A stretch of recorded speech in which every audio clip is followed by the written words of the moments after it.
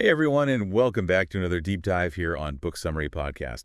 Today we're going to be hopping on board The Energy Bus by Jon Gordon. Ooh, interesting. Yeah, this book, it's less about transportation and more about fueling your life with positive energy. Right. And if you enjoy these in-depth looks at these books that can help you grow and learn, don't forget to hit that like button and subscribe to our channel. Yeah, if this is your first time with us, welcome. Oh, We go deep we do go deep. into all these books that can really make a change Yeah. in your life. This one, The Energy Bus, it's interesting how it uses a simple metaphor like a bus to deliver some really powerful insights. Right. Like I was expecting this to be a book about like city planning or, Right. routes and all that. About transportation, Yeah. but it's about leadership. It's about teamwork. Yeah. It's about personal growth. Yeah, we're going to dive into the story today and see what nuggets of wisdom we can uncover. Yeah, and the story centers around a guy named George who's kind of stuck in a rut. His job's stressful, his marriage is strained, and he's just generally unhappy. And I think a lot of people can relate to feeling that way sometimes. Oh, yeah, for sure. Yeah. And the book throws this curveball right away. It says that more people die on Monday mornings at 9 a.m. than any other time. Oh, wow. Yeah, and it's like this collective groan of, ugh, back to the grind. It just makes you wonder how many people feel like they're just passengers on a bus. Right. One they didn't even choose to be on. That is a powerful point. Yeah. I've never thought about it that way, but yeah, that totally makes sense. Yeah. Monday morning is not a good time for a lot of people. And that kind of sets the stage for George's journey, which begins when his car breaks down, Oh, no. forcing him to take you guessed it, the bus. And that's where he meets Joy, Yes. this bus driver, who's not just positive. She's practically radiating good vibes. Radiating. She's like a walking, sunshine emoji. Yeah. And she becomes this unexpected mentor for him, Right. guiding him through 10 rules for a more energized and fulfilling life. 10 rules. Yeah. Okay. I mean, it's like each bus ride is a personal development seminar Right. on wheels. It's interesting how the book uses these bus rides as a framework Right. for introducing these 10 rules. Yeah. It feels very natural, relatable, like you're eavesdropping on their conversation. Totally. It's way more engaging than, like a textbook or something. Exactly. Yeah. So let's take a look at some of these rules, starting with rule number 1. Okay. You're the driver of your bus. This one's all about taking responsibility Okay. for your choices. Yeah. Realizing that you're not just a passenger along for the ride. You're in the driver's seat. You're in the driver's seat. That's it. That's a good one. Yeah. I like that. So you're recognizing that you have the power to choose your destination Right. and the energy that you bring to that journey. Exactly. And I think that's a really powerful message, especially for those who feel stuck or overwhelmed by their circumstances. Absolutely. Yeah. Like you might not always be able to control what happens to you, but you can control how you react. Right. And that ties in perfectly to rule number 2. Desire, vision, and focus. Yeah. Move your bus in the right direction.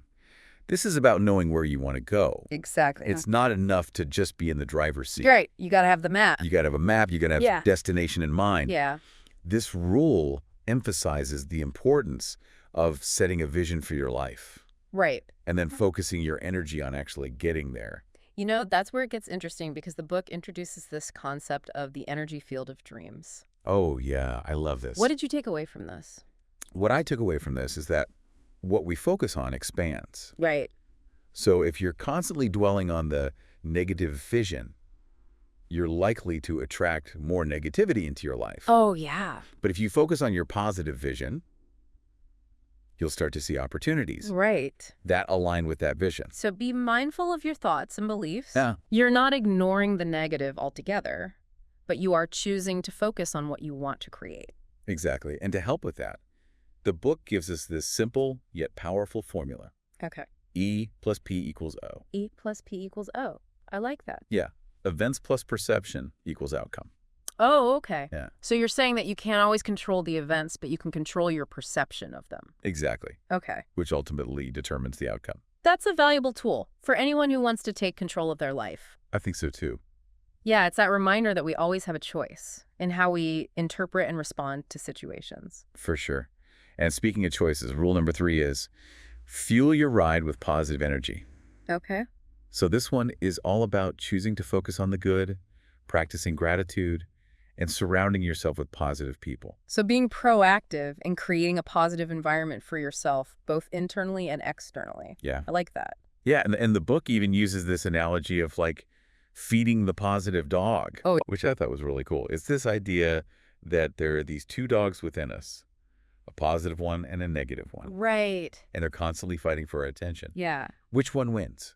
The one you feed the most. The one you feed. Right. Yeah. So are you feeding the positive dog or the negative one? Think about it. Yeah, think about it. And if you're enjoying these insights so far, don't forget to give us a thumbs up and subscribe for more book deep dives. We love to go deep. We love to go deep into these books. Now, while all this talk about positive energy is great, Yeah. the book acknowledges that we don't live in a perfectly positive world. Right. There are always going to be challenges and setbacks and even negative people. You can't avoid them. You can't avoid them. Yeah. And that brings us to rule number 4. Don't waste your energy on those who don't get on your bus. Oof. This one hits home because we all have those people We do. in our lives who just seem determined to bring us down. Yes. The book calls them energy vampires. Energy vampire. I don't know. Yeah, I like that. Yeah, and it offers some advice on how to deal with them. So how do you deal with them? What does it say? Well, it's about recognizing that you can't force people to change Right. or to share your vision. Okay. You can invite them on board, but you can't drag them along. Right. And sometimes the best thing you can do is to just focus your energy on the people who are genuinely on board. The ones that want to be there. Yeah, the ones who are willing to ride with you. Right. It's like saying, hey, this is the direction I'm going. I'd love for you to come along, but if you're not interested, that's okay. Yeah. I'm not going to waste my time trying to convince you. You got to choose your battles wisely. Right. Protect your own energy. And this leads us to one of the most memorable rules in the book. Post a sign that says, "No energy vampires allowed on your bus." Oh, I love that visual. It's about setting clear boundaries. Right. And protecting your space from those who drain you. But how do you actually do that? Right. Especially if it's someone you can't just avoid. Right, like a coworker. Yeah, like a coworker or a family member. Family. Ooh, that's hard. Right. Yeah, how do you do that? Well, the book suggests a few strategies. Okay. One is to focus on your own positive energy so strongly that it counteracts their negativity. Okay, so you gotta amp it up. Yeah, you got to amp up the positive vibes to drown out their negativity. Right. Right. But if that doesn't work, there's the option of trying to understand where their negativity is coming from. Okay. Maybe they're going through something difficult. Right. And by approaching them with empathy, you can help to kind of diffuse the situation. Right. So lead with compassion. Yeah. But it's important to remember, you don't have to be a therapist for everyone. Right. Sometimes the best way to protect your energy is to limit your interactions with those people. Set those boundaries. Set those boundaries. Now, let's talk about the people who aren't necessarily energy vampires, but they're not quite on the bus yet either. They're kind of standing at the bus stop, hesitant to join the journey. Right. How do you win them over? Yeah. Well, that's where rule number 6 comes in. Mm-hmm. Drive with purpose. Yeah. Inviting people to share your vision. Drive with purpose. Okay. Yeah. How do you do that? Well, the book offers a really clever tactic for doing this, using bus tickets. Bus tickets. Yeah. What? Like literally bus tickets. Yeah. Okay. I know it sounds a bit cheesy, but hear me out. Okay. Okay. It's a great way to make your vision tangible and to invite people to be a part of it. You literally create bus tickets that represent your vision. Okay. And you share them with people, explaining where you're headed and why you believe it's a journey worth taking.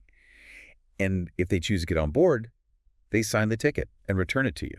That's a good idea. It's like a symbolic act of commitment. Right. Right? I like that. It's a great way to build excitement and get buy-in. It's not just saying, hey, come join my team. Yeah. It's about painting a picture of a shared destination and inviting people to be a part of something bigger than themselves. Right. So it's creating that shared vision.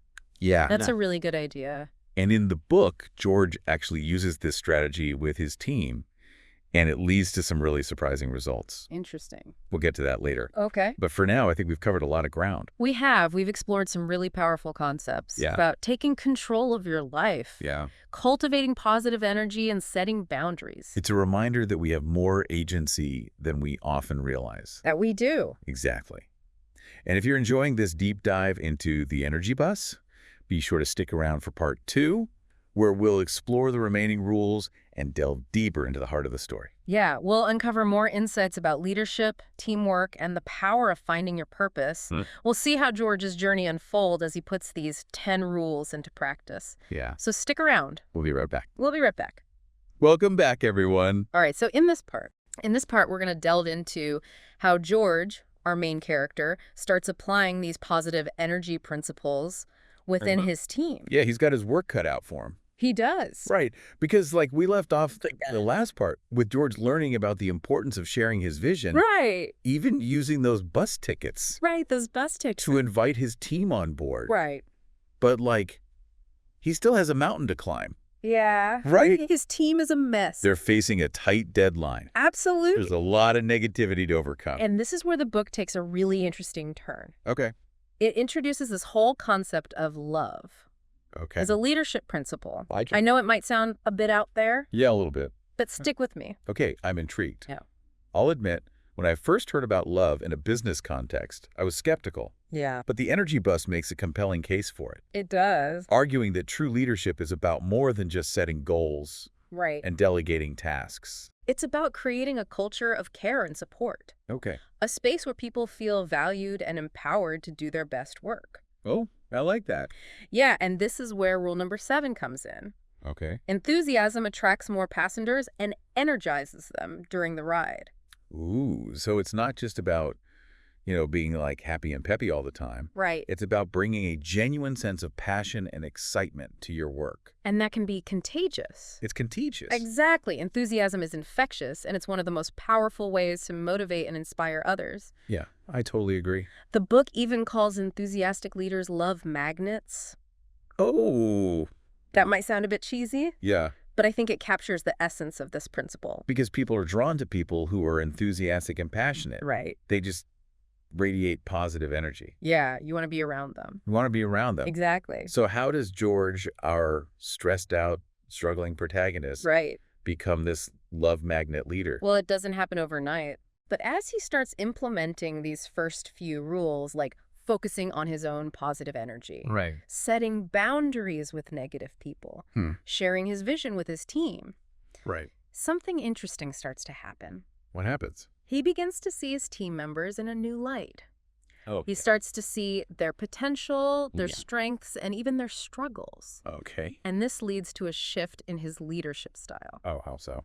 He becomes more invested in their well-being, more supportive of their ideas, more willing to recognize their contributions. He's not just managing them, he's leading them. He's leading them with love. With love. Exactly. And this brings us to one of the most touching stories in the book. Okay. The story of Jose. Oh, yeah. Jose, the team member who felt overlooked and underappreciated. Right. Jose was a talented guy, but he was stuck in a role that wasn't allowing him to shine. Right. George, in his old leadership style, hadn't really noticed Jose's potential. But as George's own perspective shifts, he begins to see Jose differently. He starts to see the gold within Jose. Yes, that's a perfect way to put it. Right. And instead of just continuing to give Jose the same mundane tasks, Right. George decides to give him a chance to use his talents. He gives Jose a new challenge. Yes. A chance to step up and prove himself. And Jose rises to the occasion. Right for him. He flourishes in this new role, his creativity blossoms, Wow. and he becomes a valuable asset to the team. It's like George polished that hidden gold within Jose and helped him shine. Exactly. And this story illustrates a crucial point about leadership. What's that? Sometimes the best way to motivate people is not through fear or pressure, but through love, encouragement, and a genuine belief in their potential. That's a powerful lesson. And it makes me think about all those times I felt unappreciated or overlooked. Right. Imagine what could happen if more leaders took the time to see the gold within their team members. It could revolutionize the workplace. Yeah. And it brings us to another key anecdote in the book. Okay. The story of the rock that Joy gives to George. Oh, this story resonated with me. Yeah. It's about this ordinary-looking rock covered in dirt and grime. Right. And Joy tells George to clean it, and when he does, he discovers that underneath it all is pure gold. And Joy uses this as a metaphor Okay. to teach George a profound lesson. What's the lesson? Everyone has something valuable to offer, even if it's not immediately apparent. I see. It's a leader's job to help people discover their own gold, Okay. their unique talents and strength. So we shouldn't judge people by their outward appearance or their initial performance. Right. We need to look deeper to see the potential that lies within. And to create an environment where that potential can be nurtured and brought to light. This whole idea of nurturing potential ties in beautifully with rule number 9. Drive with purpose. It's not enough to just have a positive attitude. You need to have a direction, Yeah. a reason for getting out of bed each morning. A purpose. A why, a why. The book argues that a shared purpose is what gives a team its direction and motivation. And it's not just about achieving goals. Right. It's about connecting to something bigger than yourself. Yes. Something that inspires and gives meaning to your work. Exactly. And the energy bus provides a really interesting exercise to help you define your purpose. Okay. I like these exercises. What is it? Think about what you want your legacy to be. Oh, wow. That's a powerful question. It is. Right. Because it makes you think about the impact you want to make on the world, not just to your career, but in all areas of your life. It does. And this leads us to a fascinating study mentioned in the book. Okay. They asked a group of 95-year-olds what they would do differently if they could live their lives over again. Oh, I remember this. You do? Yeah, their answers were surprisingly consistent. They were. What did they say? They said they would have reflected more, Okay. taken more risks, Huh. and focused more on leaving a legacy. Oh, wow. So it's a powerful reminder to live intentionally, to make choices that align with your values and your purpose, and to not be afraid to go after what truly matters to you. Exactly, because at the end of the day, it's not just about achieving success, it's about living a life that feels meaningful and fulfilling. Yeah, I agree with that completely. And that brings us beautifully to the 10th and final rule. Ooh, the 10th rule. Yeah. The one that encapsulates the essence of the energy bus philosophy. Okay, give it to me straight. I'm ready. Rule number 10 is Okay. have fun and enjoy the ride. That sounds obvious, but how many of us actually prioritize fun and enjoyment in our daily lives? That's a great question. We get so caught up in the hustle and the stress that we forget to actually enjoy the journey. That's so true. Right. We focus on the destination, the promotion, the accomplishment, Material possessions. the material possessions, and we forget that the journey itself is what matters. Right, and this rule isn't saying that you should ignore your responsibilities or pretend that everything is perfect. Right. It's about finding ways to bring joy and lightness into your daily life. It is. It's about celebrating the small wins, Right. appreciating the good moments, and not taking yourself too seriously. And that's where the too blessed to be stressed concept comes in. Yes. Right? Yeah. It's a simple but powerful reminder to focus on gratitude. Mm-hmm. When you start focusing on all the good things in your life, it's hard to stay stuck in that negative mindset. It's like choosing to focus on the abundance rather than the scarcity. Exactly. And the book also encourages taking risks, trying new things, Yeah. and not being afraid to fail. Okay. Because even failure can be a valuable learning experience, Right. and it can often lead to unexpected opportunities. It's about embracing the ups and downs of the journey Yeah. and realizing that it's all part of the adventure. And that's exactly what George starts to do. Okay. As he implements these 10 rules, he finds that work becomes more enjoyable. Okay. His relationships feel more fulfilling, Uh-huh. and he's genuinely happy. Ah. He's not just achieving success, he's enjoying the ride. Good for him. So does this mean that everything magically falls into place for him? Well, Does his team rally the product launch is a smashing success? yeah. And he lives happily ever after. It's not a fairy tale ending, but it's pretty darn close. Okay, you've got me hooked. Tell me what happens. All right, so as the day of the big presentation arrives, Okay. Jord is a bundle of nerves. Yeah, understandably. But unlike before, he's not weighed down by fear and self-doubt. Oh. He's energized, he's confident, Uh-huh. and he's excited to share his vision with the executives. It's like all those bus rides with joy, all those lessons about positive energy and leadership have finally prepared him for this moment. Exactly, and the presentation goes even better than he could have imagined. Oh, really? The executives are blown away. No way they loved it. They loved it. They're impressed not just by the product itself, but by George's leadership, his passion, Yeah. the positive energy of his team. Right. They see a leader who has inspired his team to achieve great things, and they want more of that. So does he get the promotion? Well, Is he the new CEO? he doesn't become CEO right away, Okay. but he's definitely on the fast track. Okay. And more importantly, he's found a way to lead that feels authentic and fulfilling. Huh? He's not just climbing the corporate ladder. Right. It's making a positive impact on the lives of the people around him. That's great. So what about his marriage? His relationship with his wife has also undergone a complete transformation. Oh, good. He's brought that positive energy and that focus on joy back into their home, Ah, and they're reconnecting in a way that feels genuine and loving. that's so sweet. He's no longer bringing that work stress home with him. Right. Instead, he's bringing home the lessons he's learned about love, gratitude, and the importance of enjoying the ride. This is making me feel all warm and fuzzy inside. It is a feel-good story. It's like a feel-good movie, but with real-life lessons that we can all apply. Right. But what about the bus? The bus. Yeah, does he still ride with joy? That's where the book takes a really heartwarming turn. Okay. Even though George's car is fixed, he chooses to keep riding the bus. Because it's not just about transportation anymore. It's about the community, the positive energy, the shared journey. You got it.